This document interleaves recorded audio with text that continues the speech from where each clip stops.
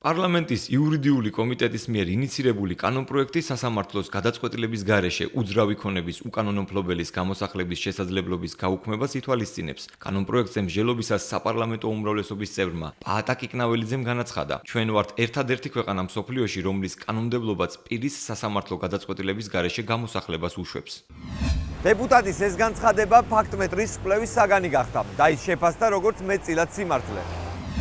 სამოქალაქო კოდექსის 172 მუხლის თანახმად უძრავ ქონებაზე საკუთრების ხელყოფის ან სხვაგვარი ხელშეხების შემთხვევაში მესაკუთრეს შეუძლია შესაბამისი ორგანოებისაგან ამგვარი მოქმედების აღკვეთა სასამართლოს გადაწყვეტილების გარეშე საკუთრების დამადასტურებელი დოკუმენტის წარდგენის საფუძველზე მოითხოვოს. თავის მხრივ პოლიციას უფლება აქვს სასამართლოს გადაწყვეტილების გარეშე აღნიშნული პირის საკუთრებაში არსებული უძრავი ნივთის ხელყოფის აღკვეთა უზრუნველყოს. პარლამენტში წარდგენილი კანონპროექტის განმარტებით ბარათის თანახმად კანონპროექტის მიღება არსებითი ხასიათის სამართლებრივი ხარვეზებითაა გამოწვეული. ამასთან საპოლიციო გამოსახლების ინსტიტუტი საქართველოს კონსტიტუციის მე-20 მუხლის მეორე პუნქტს ეწინააღმდეგება, რომლის თანახმადაც არავის აქვს პირის საცხოვრებელ ბინაში შესვლის უფლება, მისი ნების საწინააღმდეგოდ, სასამართლო გადაწყვეტილების ან კანონით გათვალისწინებული გადაუდებელი აუცილებლობის გარეშე. უძრავი ქონებიდან გამოსახლება შეიძლება სხვადასხვა საფუძვლით მოხდეს. ჩვენ საერთაშორისო პრაქტიკის შესწავლისას ყურადღება ისეთ შემთხვევებზე გავამახვილეთ, რომელიც საქართველოში დღესდღეობით ძალიან აქტუალურ პრობლემას წარმოადგენს. მაგალითად, იპოთეკართა და იძულებით გადაადგებულ პირთა გამოსახლება. როგორც ჩვენმა კვლევამ აჩვენა, ევროპასა და ამერიკის შეერთებულ შტატებში აღნიშნული საფუძვლებით გამოსახლება მხოლოდ კანონიერ ძალაში შესული სასამართლო გადაწყვეტილების საფუძველზე არის შესაძლებელი და პოლიცია მხოლოდ იმ შემთხვევაში შეიძლება ჩაერიოს, როდესაც ნებაყოფლობით არ ასრულებს პირის სასამართლო გადაწყვეტილებას.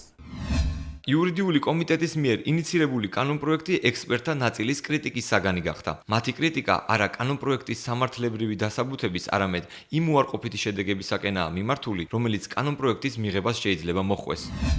ეს კანონპროექტი ვერ გადაწყვეტს იმ პირთა პრობლემებს, რომლებიც იპოთეკური ხელშეკრულების საფუძველზე დგანა რისკის ქვეშ, რომ გამოასახლოს სხვისი კერძო საკუთრებიდან, მხოლოდ და მხოლოდ მოხდება ამ გამოსახლების გადავადება.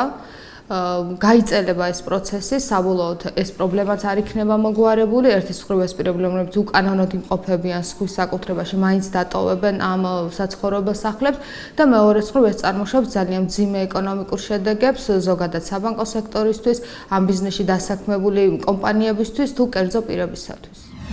კანონპროექტის მიმართ უარყოფითი დამოკიდებულება ბიზნეს ომბუდსმენის აპარატმაც დააფიქსირა. ბანკების ასოციაციის პრეზიდენტის ზურაბ გვასალიას მოსაზრებით კი სახელმწიფო ამ ცვლილებებისათვის ჯერჯერობით მზად არ არის.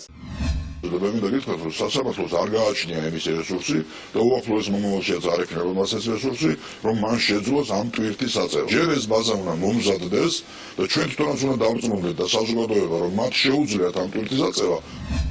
ევროპის სხვადასხვა ქვეყნებში, ასევე ამერიკის შეერთებულ შტატებში პირის საცხოვრებელი ბინიდან ან სხვა მფლობელობიდან გამოსახლება მხოლოდ სასამართლოს გადაწყვეტილების საფუძველზე ხდება. მიუხედავად ამისა, ექსპერტების ნაწილი იურიდიული კომიტეტის მიერ შემოთავაზებულ კანონპროექტში ხარვეზებს ხედავს. ისინი მიიჩნევენ, რომ აღნიშნული ცვლილებები ზიანს მიაყენებს საბანკო სექტორს. აღსანიშნავია, რომ კანონპროექტი პარლამენტმა მხოლოდ პირველი მოსმენით მიიღო. ჯერჯერობით უცნობია, მოვა თუ არა ქვეყნის სამართლებრივი და ბიზნეს ინტერესები თანხმედრაში.